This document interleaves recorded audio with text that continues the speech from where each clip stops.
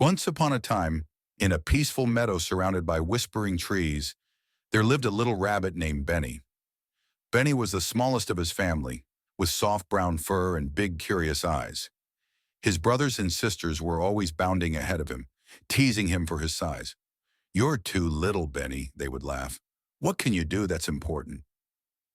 One sunny morning, as the meadow was warming under the golden light, Benny decided to explore. He hopped along a familiar trail until he heard a strange sound, faint and trembling, like someone calling for help. Benny's ears perked up.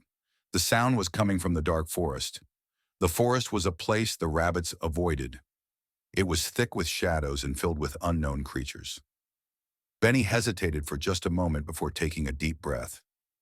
He thought, "Someone needs me." And so, with a pounding heart, he ventured into the trees. The cries led Benny to a thorny bush. Beneath the sharp branches was a tiny bird, its wing bent at an awkward angle. It was trapped and trembling. "Please," the bird whimpered, "I can't move. The thorns have caught me." Benny looked at the tangled branches. They were sharp and tricky, but he didn't hesitate. Carefully, he began to chew through the thorns, working slowly so he wouldn't hurt the bird. His mouth grew sore, and his paws were scratched, but Benny didn't stop. At last, the bird was free. "Oh, thank you," the bird chirped. But her wing was still hurt, and she couldn't fly. "My nest is at the tallest tree in the meadow. How will I ever get home?" "Don't worry," Benny said, his small voice full of determination. "I'll take you." With the bird perched gently on his back, Benny began the long journey to the tallest tree. The path was steep, and Benny had to climb over rocks and push through tall grass. His legs ached, but he kept going, one hop at a time. When they finally reached the tree, the bird's family swooped down, chirping with joy.